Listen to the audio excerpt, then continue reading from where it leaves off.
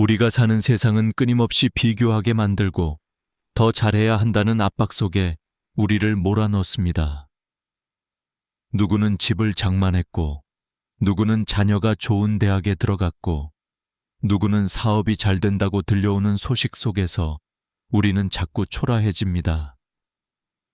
그렇게 마음속 깊은 곳에 행복은 사라지고 자신감은 무너져 내립니다. 그러다 보면 기도하는 입술에서도 힘이 빠지고 예배 자리에서도 마음이 온전히 집중되지 못하는 순간이 찾아옵니다. 그러나 하나님은 우리에게 말씀을 통해 분명히 선언하십니다. 나를 목자로 삼으신 주님이 계시기에 부족함이 없다고 말입니다. 시편 23편 1절에서 다윗은 이렇게 고백합니다. 여호와는 나의 목자시니 내게 부족함이 없으리로다. 다윗의 삶은 결코 평탄하지 않았습니다.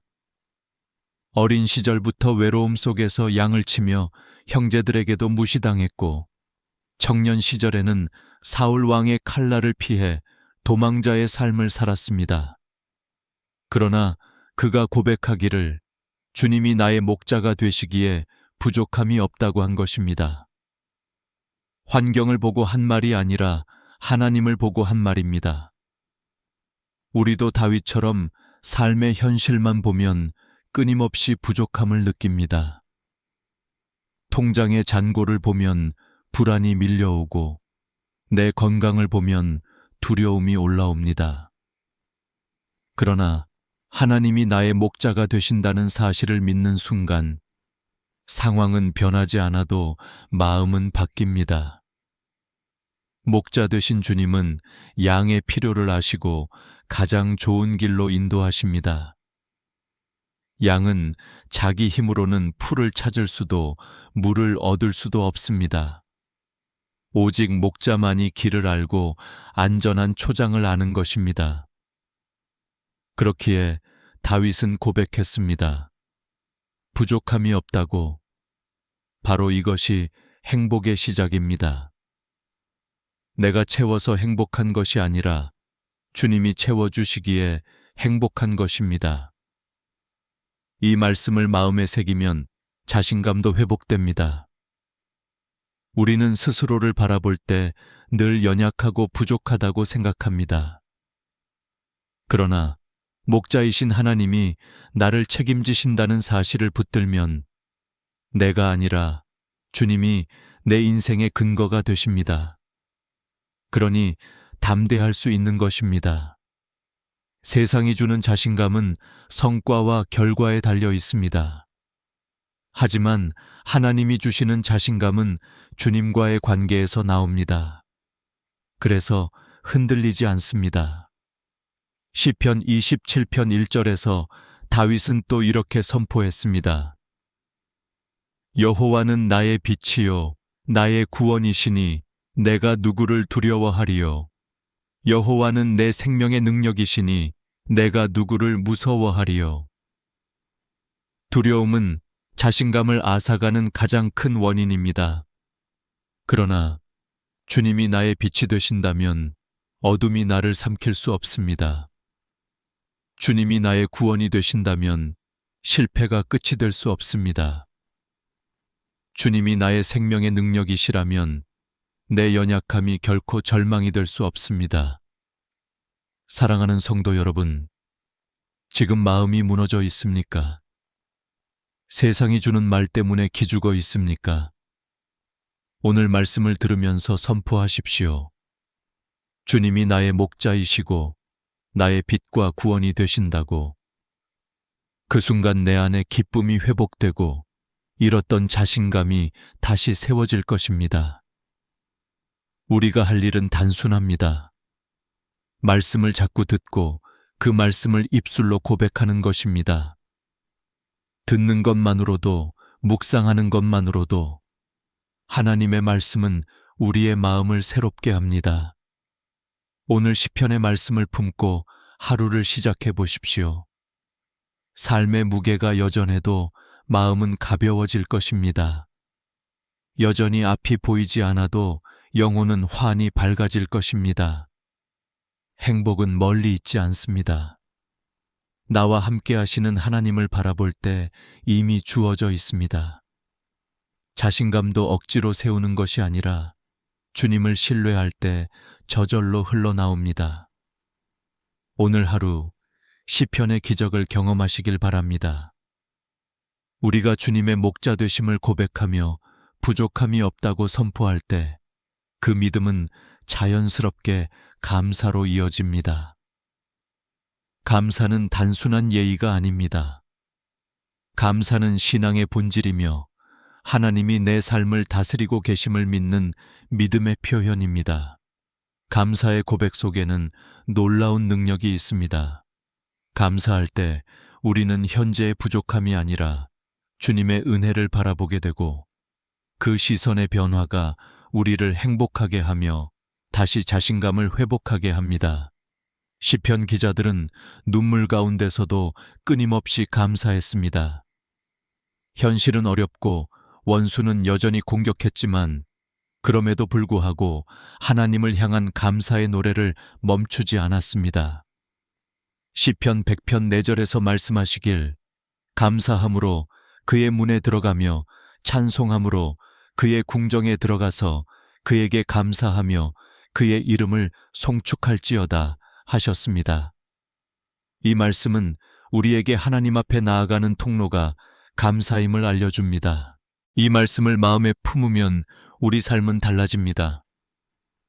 오늘 가진 것이 적어도, 건강이 흔들려도, 사람들의 인정이 없어도 우리는 감사할 수 있습니다.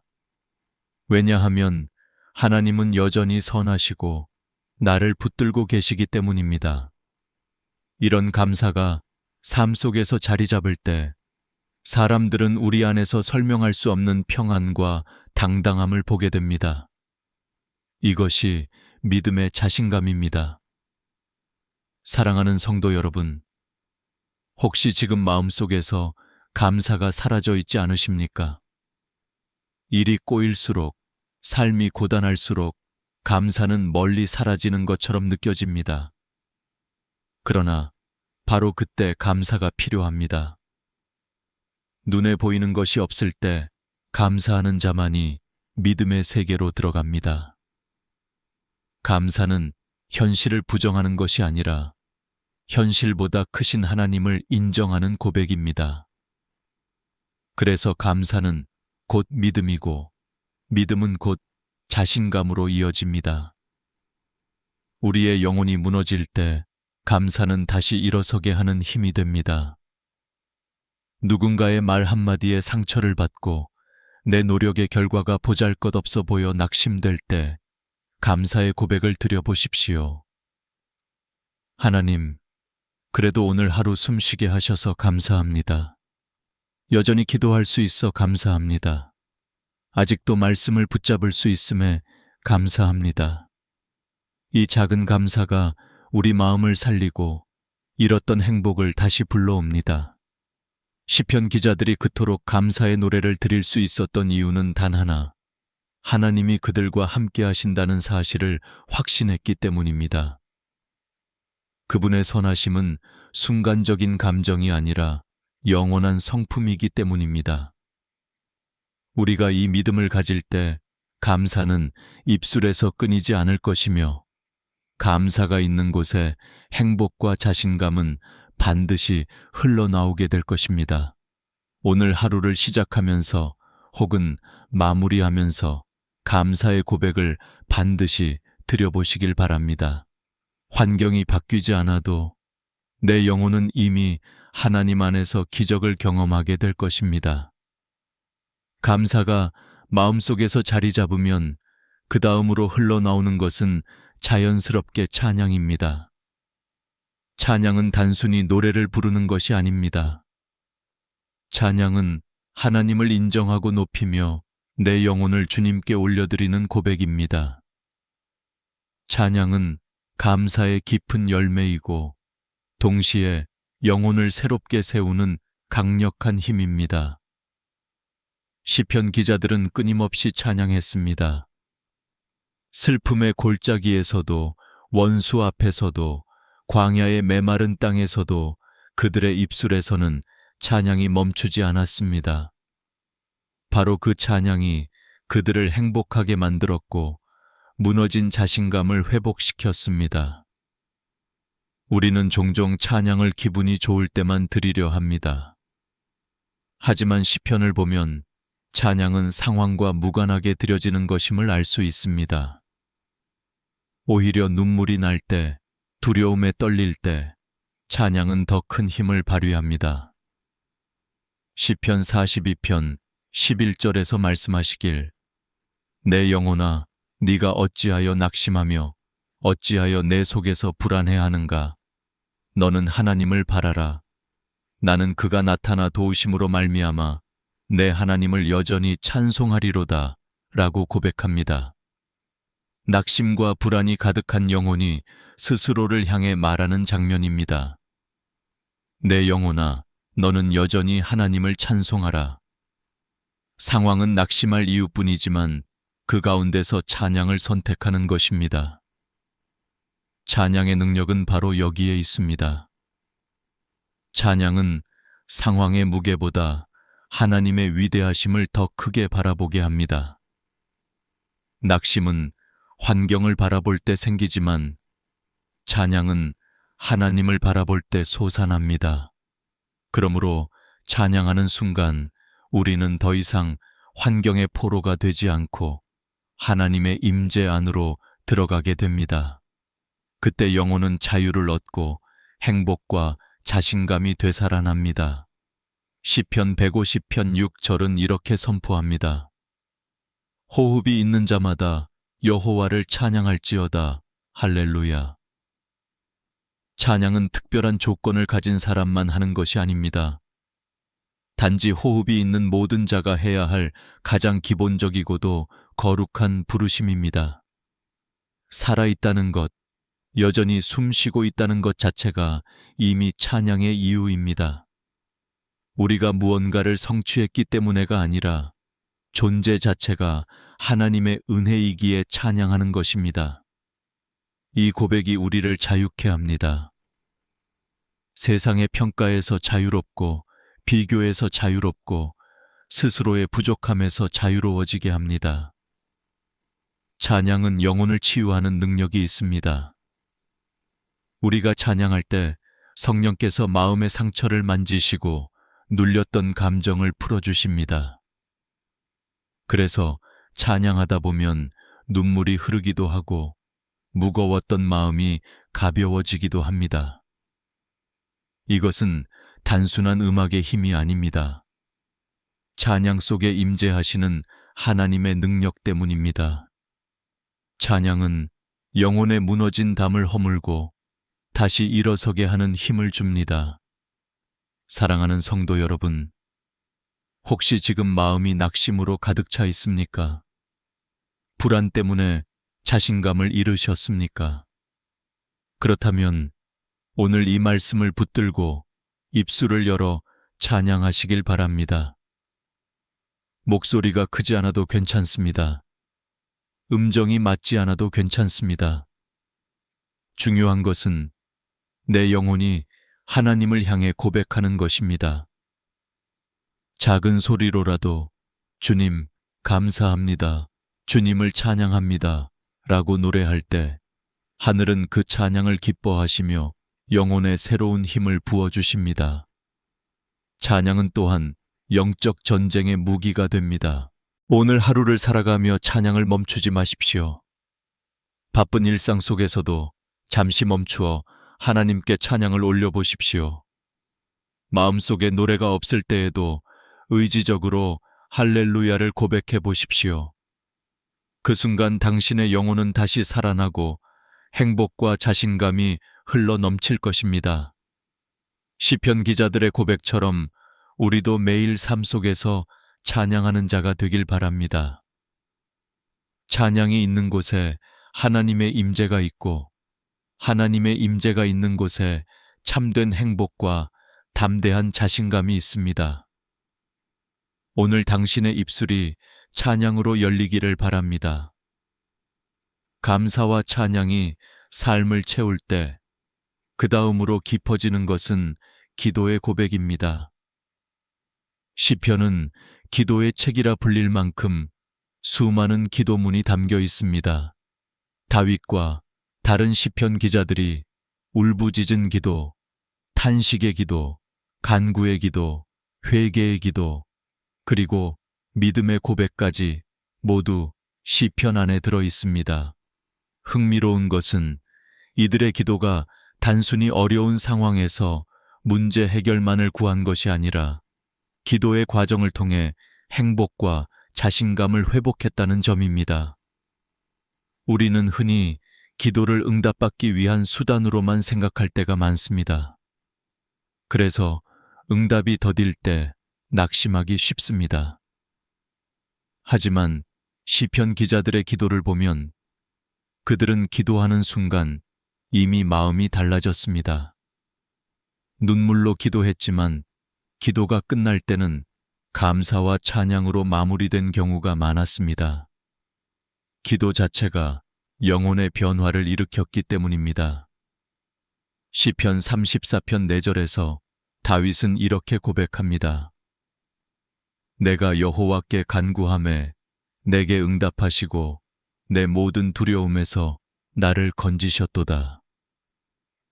기도의 자리에서 두려움이 떠나갔다고 증언합니다. 현실이 바뀐 것이 아니라 기도를 통해 마음의 두려움이 먼저 사라진 것입니다. 이것이 기도의 기적입니다.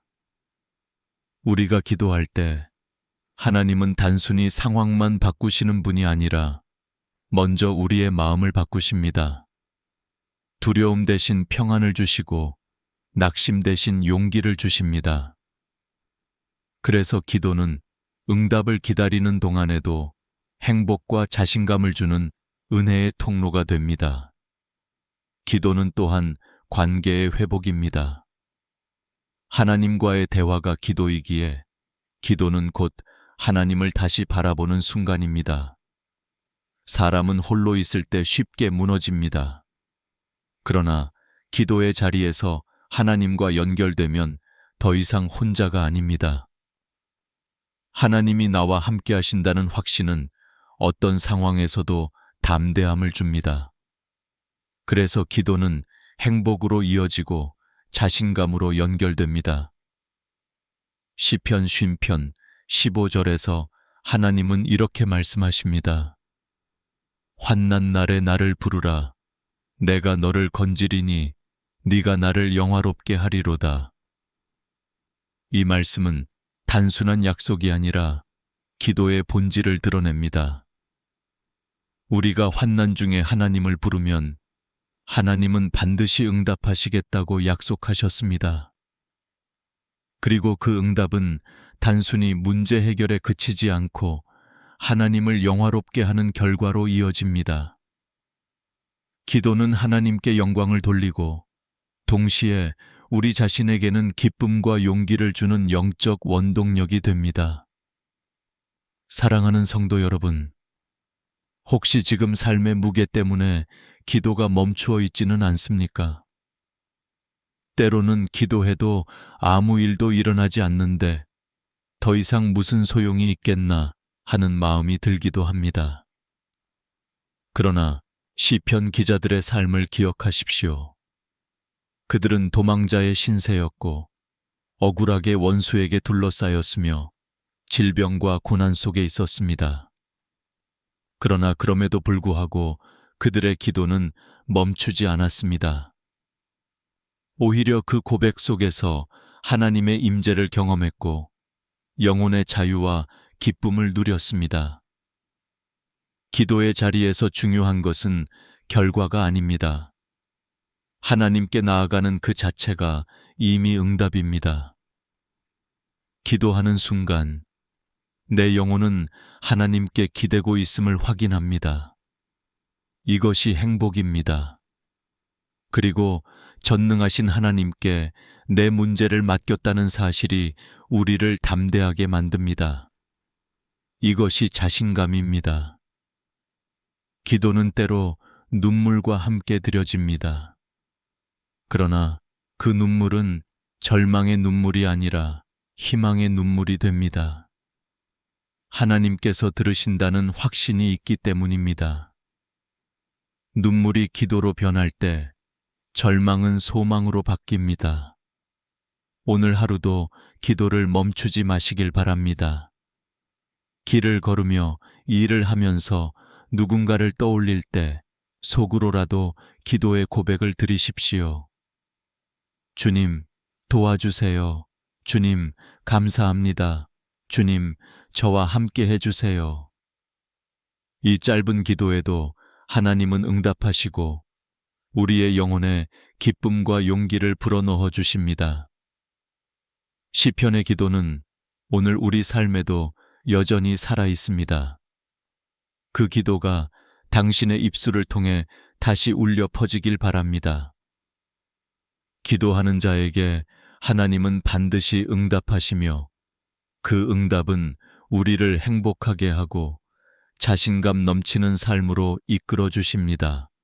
기도가 깊어질수록 우리의 영혼은 자연스럽게 자신의 연약함과 죄를 마주하게 됩니다. 주님의 임재 앞에서 우리는 더 이상 가면을 쓸 수 없습니다. 여기서 우리는 중요한 사실을 깨닫습니다.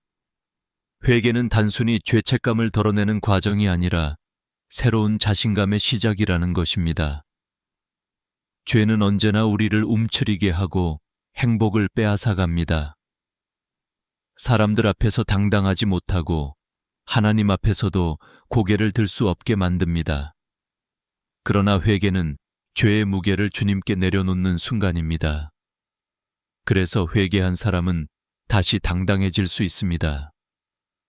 죄를 지었는데 어떻게 당당할 수 있느냐고 묻는다면 그 답은 하나님의 용서에 있습니다. 주님이 용서하셨기에 다시 설 수 있는 것입니다. 이것이 진정한 자신감입니다. 내 의가 아니라 주님의 은혜로 세워진 자신감입니다. 눈물의 회개는 영혼을 깨끗하게 씻습니다. 우리는 종종 눈물이 약함의 표시라고 생각하지만 성경은 그렇지 않습니다. 하나님 앞에서 흘리는 눈물은 가장 강한 믿음의 표현입니다. 왜냐하면 그 눈물은 하나님이 내 기도를 들으신다는 믿음에서 흘러나오기 때문입니다. 회개의 눈물은 절망의 눈물이 아니라 소망의 눈물입니다. 하나님께서 새롭게 하실 것을 믿는 눈물이기 때문입니다. 사랑하는 성도 여러분, 혹시 마음속 깊은 곳에 말 못할 죄책감이나 상처가 있지 않습니까? 사람에게 털어놓을 수 없어 혼자 끙끙 앓고 있는 죄가 있습니까? 오늘 다윗처럼 하나님 앞에 그대로 고백하시길 바랍니다. 변명하지 말고 감추려 하지 말고 있는 모습 그대로 주님께 나아가십시오. 주님은 정죄하기 위해 기다리시는 분이 아니라 용서하시고 새롭게 하시기 위해 기다리시는 분이십니다. 회개는 우리를 무너뜨리는 것이 아니라 회복시키는 하나님의 방법입니다. 눈물로 엎드릴 때 주님은 우리를 일으켜 세우십니다. 그리고 그 자리에서 새로운 힘을 주십니다. 이것이 시편의 기적입니다. 다윗은 죄 가운데 무너졌지만 회개를 통해 더 깊은 은혜를 경험했고 하나님 앞에서 더 담대한 자신감으로 다시 일어섰습니다. 행복은 죄가 없는 완벽한 삶에서 오는 것이 아닙니다. 오히려 죄를 용서받은 자에게 임하는 은혜입니다. 자신감은 실수 없는 인생에서 오는 것이 아니라 용서받은 확신에서 흘러나옵니다. 그래서 우리는 날마다 회개하며 살아야 합니다. 그 회개가 우리를 자유롭게 하고 행복하게 하며 담대하게 만듭니다. 오늘도 하나님은 우리의 회개의 기도를 기다리고 계십니다. 무너진 자리에서라도 실패한 순간에서도 눈물로 주님, 저를 불쌍히 여겨 주십시오 라고 고백한다면 하나님은 즉시 우리를 품으시고 회복시키십니다. 그리고 다시 세상을 향해 당당히 걸어갈 수 있는 용기와 자신감을 부어주십니다. 눈물의 회개가 끝이 아니라 시작임을 믿으시길 바랍니다. 그 눈물이 행복의 문을 열고 그 눈물이 자신감의 길을 여는 통로가 될 것입니다. 우리는 누구나 고난을 피해 살고 싶어 하지만 인생에서 고난은 피할 수 없는 손님처럼 찾아옵니다. 계획대로 되지 않는 현실, 뜻하지 않은 질병, 관계의 깨어짐, 경제적인 압박, 때로는 이유조차 알 수 없는 마음의 무거움이 우리를 짓누릅니다. 고난은 늘 갑작스럽게 찾아와 우리의 행복을 빼앗고 자신감을 무너뜨립니다. 그러나 시편은 놀랍게도 바로 그 고난의 자리에서 하나님의 위로와 새로운 힘을 발견할 수 있음을 보여줍니다. 시편 기자들은 고난을 외면하지 않았습니다. 그들은 눈물을 숨기지 않고 하나님께 쏟아냈습니다. 시편 6편 6절에서 다윗은 이렇게 고백합니다. 내가 탄식함으로 피곤하여 밤마다 눈물로 내 침상을 띄우며 내 요를 적시나이다. 얼마나 절절한 고백입니까? 그는 밤마다 눈물로 잠자리를 적실 만큼 큰 고통 속에 있었습니다. 그러나 그 눈물은 공허한 절망이 아니었습니다. 하나님께 드려진 눈물이었기에 그 눈물 속에 하나님의 위로가 스며들었습니다. 고난 속에서 흘린 눈물은 하나님께서 결코 외면하지 않으십니다. 시편 56편 8절에서 시편 기자는 이렇게 고백합니다. 주께서 나의 유리함을 계수하셨사오니 나의 눈물을 주의 병에 담으소서. 우리의 눈물 한 방울도 하나님께 잊히지 않는다는 뜻입니다. 세상은 우리의 눈물을 대수롭지 않게 여길지 몰라도 하나님은 그 눈물을 병에 담아 기억하시고 응답하십니다. 이 사실을 믿을 때 고난 속에서도 우리는 위로를 얻고 잃었던 행복을 다시 회복할 수 있습니다. 고난은 우리를 무너뜨리기 위한 것이 아닙니다. 하나님은 고난을 통해 우리를 더 단단하게 세우십니다. 마치 금이 불에 들어가야 더 정결해지듯 우리의 영혼도 고난을 통과할 때 더 깊은 믿음을 얻게 됩니다. 그래서 고난의 끝은 언제나 새로운 시작입니다. 시편 기자들은 끊임없이 이 사실을 증언합니다. 저녁에는 울음이 기숙할지라도 아침에는 기쁨이 오리로다. 시편 30편 5절. 울음과 눈물이 현실이라 해도 그것이 끝은 아니라는 약속입니다. 이 사실을 믿을 때 우리는 고난 속에서도 행복을 경험할 수 있습니다. 행복은 문제가 없는 상태가 아니라 하나님이 함께 하시는 상태이기 때문입니다. 또한 이 믿음은 우리에게 자신감을 줍니다. 세상은 고난을 실패로 여깁니다. 그러나 우리는 압니다. 고난은 하나님께서 나를 새롭게 빚으시는 과정이라는 것을. 그러니 고난은 부끄러운 것이 아니라 하나님의 손길이 머무는 특별한 자리입니다. 눈물은 곧 희망의 씨앗입니다. 우리가 눈물로 씨를 뿌릴 때 하나님은 반드시 기쁨의 열매를 거두게 하십니다. 시편 126편 5절의 고백처럼 눈물을 흘리며 씨를 뿌리는 자는 기쁨으로 거두리로다. 그러므로 오늘 흘린 눈물이 내일의 웃음이 될 것을 믿으십시오. 오늘의 고난이 내일의 간증이 될 것을 바라보십시오. 사랑하는 성도 여러분, 고난은 끝이 아닙니다.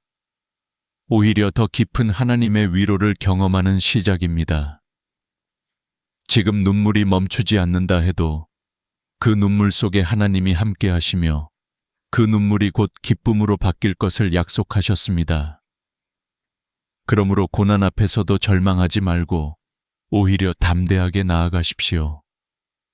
하나님께서 함께 하시니 당신은 결코 무너지지 않을 것입니다. 고난과 눈물의 시간을 지나온 성도에게 반드시 필요한 것은 소망입니다. 고난은 우리의 눈을 땅에만 고정시키려 하지만 소망은 우리의 시선을 하늘로 들어 올립니다. 그래서 시편은 곳곳에서 소망의 고백으로 가득 차 있습니다. 눈물로 시작했던 기도가 결국 소망으로 끝맺음되는 것을 우리는 자주 보게 됩니다. 바로 이 소망이 우리 영혼을 다시 행복하게 만들고 잃어버린 자신감을 회복하게 합니다. 사람은 소망 없이는 살 수 없습니다. 희망이 보이지 않으면 삶에 힘이 빠지고 아무리 건강해도 살아갈 이유를 잃어버립니다. 그러나 시편 기자들은 소망을 상황 속에서 찾지 않았습니다. 그들의 소망은 오직 하나님 안에 있었습니다. 그래서 어떤 상황 속에서도 무너지지 않고 담대히 노래할 수 있었던 것입니다. 시편 42편 5절에서 기자는 이렇게 외칩니다. 내 영혼아, 네가 어찌하여 낙심하며 어찌하여 내 속에서 불안해하는가? 너는 하나님을 바라라. 그가 나타나 도우심으로 말미암아 내가 여전히 찬송하리로다. 내 영혼을 향한 이 명령은 소망의 선포입니다. 낙심과 불안이 가득할 때 그는 자기 영혼에게 하나님을 바라라고 명령했습니다. 상황은 낙심할 이유뿐이었지만 하나님이 계시다는 사실이 곧 소망의 근거였습니다. 소망은 우리를 행복하게 합니다. 왜냐하면 미래에 대한 두려움을 현재의 기쁨으로 바꾸어 주기 때문입니다. 아직 해결되지 않은 문제가 있지만 하나님께서 결국 선하게 이끄실 것을 믿을 때 우리는 현재를 담대히 살아갈 수 있습니다. 행복은 문제가 없는 상태에서 오는 것이 아니라 소망의 눈으로 미래를 바라볼 때 오는 것입니다. 소망은 또한 자신감을 줍니다. 사람들은 성취와 결과에서 자신감을 찾으려 하지만 믿음의 사람은 약속에서 자신감을 얻습니다. 하나님이 약속하셨기에 나는 오늘도 당당할 수 있는 것입니다. 시편 71편 5절에서 이렇게 고백합니다. 주 여호와여, 주는 나의 소망이시요 내가 어릴 때부터 신뢰한 이시라. 어린 시절부터 붙들었던 하나님이 여전히 소망의 근거라는 선언입니다. 성취가 아니라 하나님 자체가 소망이 되시기에 흔들리지 않는 자신감을 가질 수 있었던 것입니다. 사랑하는 성도 여러분, 혹시 지금 마음이 낙심으로 가득 차 있습니까? 눈앞의 현실은 희망이 보이지 않고 내일이 불안하게만 느껴지십니까? 그렇다면 오늘 시편의 말씀을 붙드십시오. 하나님이 당신의 소망이십니다. 상황은 바뀌지 않아도 하나님이 계신다는 사실 하나만으로도 우리는 소망을 잃지 않을 수 있습니다. 소망은 우리를 앞으로 나아가게 합니다. 소망이 없으면 걸음을 멈추지만 소망이 있으면 다시 일어날 힘을 줍니다. 시편 기자들이 계속해서 찬송하고 기도할 수 있었던 이유는 소망이 있었기 때문입니다.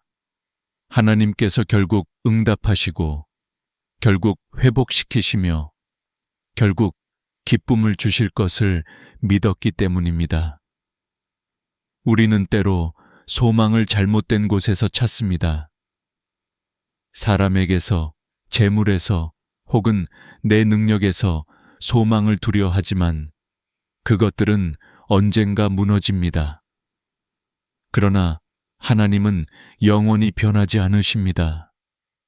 그분 안에 둔 소망은 결코 부끄럽지 않게 하십니다. 그래서 시편 130편 5절도 이렇게 고백합니다. 나 곧 내 영혼은 여호와를 기다리며 나는 그의 말씀을 바라는도다. 말씀에 소망을 두었기에 기다림조차 행복이 되고 그 기다림 속에서 자신감이 생긴 것입니다. 오늘 우리에게 필요한 것도 이 소망입니다. 하나님께서 여전히 일하고 계시며 지금의 눈물이 내일의 웃음이 될 것을 믿는 소망입니다. 이 소망이 있을 때 어떤 상황에서도 우리는 무너지지 않습니다.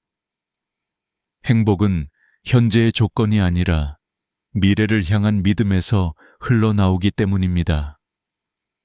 사랑하는 성도 여러분, 당신의 소망은 어디에 있습니까? 세상이 주는 불안한 약속에 소망을 두고 있다면 반드시 흔들릴 것입니다. 그러나 하나님께 소망을 두십시오. 소망이 마음속에 자리 잡을 때 그 소망을 더욱 견고하게 붙들게 해주는 것은 바로 하나님의 말씀입니다. 시편은 말씀의 능력을 끊임없이 노래합니다. 말씀은 단순한 기록이 아니라 살아 역사하는 하나님의 음성입니다. 고난 속에서도 소망을 잃지 않게 하는 힘, 두려움 속에서도 담대하게 일어서게 하는 힘, 슬픔 속에서도 기쁨을 회복하게 하는 힘이 바로 말씀 안에 있습니다. 시편 기자들은 말씀을 단순한 가르침으로 여기지 않았습니다. 그들은 말씀을 생명과 같은 것으로 붙들었습니다. 시편 119편은 말씀에 대한 사랑과 고백으로 가득 차 있습니다. 그중 시편 119편 105절은 이렇게 선포합니다. 주의 말씀은 내 발의 등이요 내 길의 빛이니이다. 삶의 길이 캄캄할 때 말씀은 우리 발을 비추는 등불이 되고 앞길을 밝혀주는 빛이 됩니다. 세상은 우리를 혼란스럽게 하고 수많은 선택의 기로 앞에 세우지만 말씀은 길을 잃지 않도록 인도해 줍니다. 이것이 말씀의 능력입니다. 행복은 흔히 좋은 환경이나 만족스러운 상황에서 온다고 생각하기 쉽습니다. 그러나 시편은 행복이 말씀을 붙드는 데서 온다고 가르칩니다. 시편 1편 2절은 오직 여호와의 율법을 즐거워하여 그의 율법을 주야로 묵상하는 자를 복 있는 사람이라고 선언합니다. 말씀을 묵상하는 자가 복이 있고 그 복은 세상이 줄 수 없는 기쁨과 평안입니다. 말씀은 우리의 마음을 안정시키고 흔들리지 않게 하며 진정한 행복으로 이끌어줍니다. 말씀은 또한 자신감을 줍니다. 사람의 말은 우리를 쉽게 낙심시킵니다. 너는 안 된다, 너는 부족하다 라는 말이 우리의 마음을 무너뜨립니다. 그러나 말씀은 전혀 다른 음성을 들려줍니다. 내가 너를 지명하여 불렀나니 너는 내 것이라 라는 약속, 두려워하지 말라, 내가 너와 함께하리라 라는 선포가 우리 영혼에 힘을 줍니다. 말씀은 상황보다 크신 하나님의 뜻을 보여주기에 우리는 담대할 수 있는 것입니다. 사랑하는 성도 여러분, 혹시 지금 마음이 흔들리고 계십니까? 내일을 어떻게 살아야 할지 두려움이 가득하십니까? 그럴 때일수록 말씀을 붙드십시오. 말씀은 단순한 위로가 아니라 실제적인 힘입니다. 삶의 방향을 제시하는 나침반이 되고 어둠 속에서 길을 밝히는 빛이 됩니다. 말씀을 붙드는 순간 우리는 더 이상 방황하지 않고 담대히 걸어갈 수 있습니다. 시편 기자들은 늘 말씀 속에서 소망을 발견했습니다. 시편 119편 50절은 이렇게 고백합니다. 이 말씀은 나의 고난 중에 위로라. 주의 말씀이 나를 살리셨음이니이다. 고난 가운데서도 말씀은 생명의 힘이 되어 주었습니다. 상황은 변하지 않았지만 말씀을 들을 때 마음은 살아났습니다. 이것이 말씀의 능력입니다. 우리의 영혼이 지쳐 있을 때 말씀은 다시 일어설 힘을 줍니다. 세상은 끊임없이 우리를 흔들지만 말씀은 우리를 굳게 세웁니다. 그래서 말씀을 붙드는 사람은 넘어져도 다시 일어나고 실패해도 다시 도전할 수 있습니다. 말씀은 행복의 근거이고 자신감의 원천입니다. 오늘 하루도 말씀을 가까이 하십시오.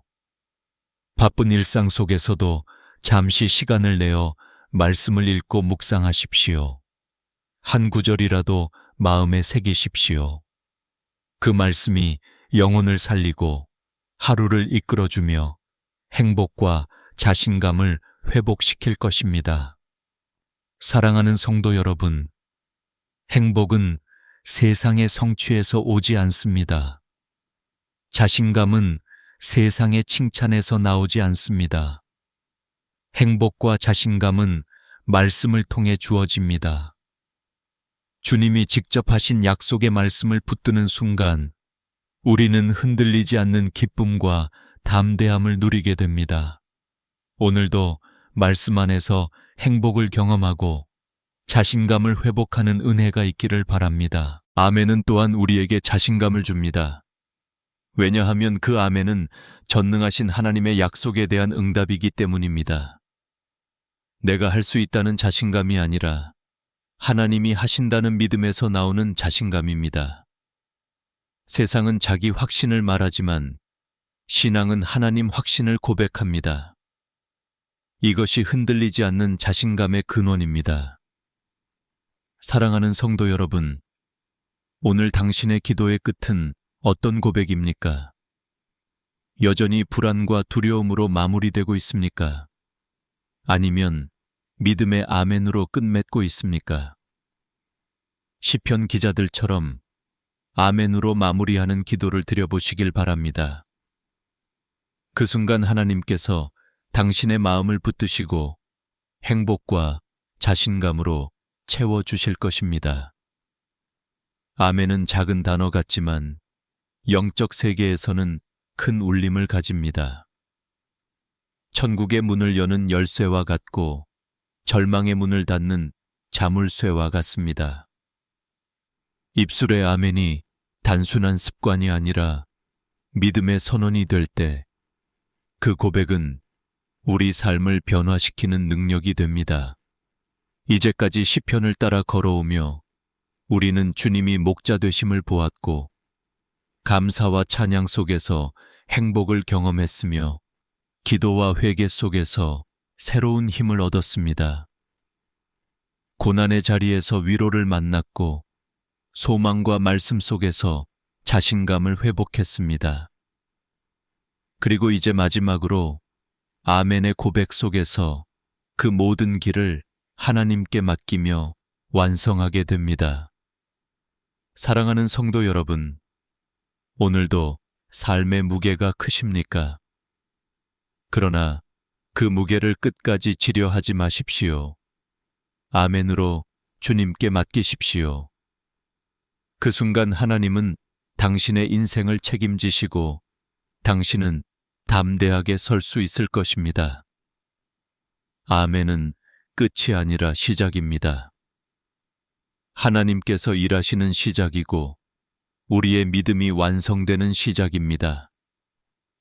이 고백을 붙드는 자에게 행복은 멀리 있지 않습니다. 자신감은 상황에 따라 달라지지 않습니다. 오직 하나님 안에 있는 아멘의 신앙 속에서 참된 행복과 담대한 자신감이 흘러나오게 될 것입니다. 이제 9편의 여정을 모두 마쳤습니다. 우리는 시편 속에서 행복과 자신감을 회복하는 길을 보았습니다. 말씀과 기도, 찬양과 감사, 회개와 눈물, 소망과 아멘의 고백까지 이 모든 것이 우리를 다시 일어서게 하는 하나님의 선물임을 알게 되었습니다. 당신도 이러한 경험이 있다면 아래 댓글란에 아멘이라고 남겨주세요. 하나님의 은혜가 당신의 삶을 가득히 채우기를 바랍니다.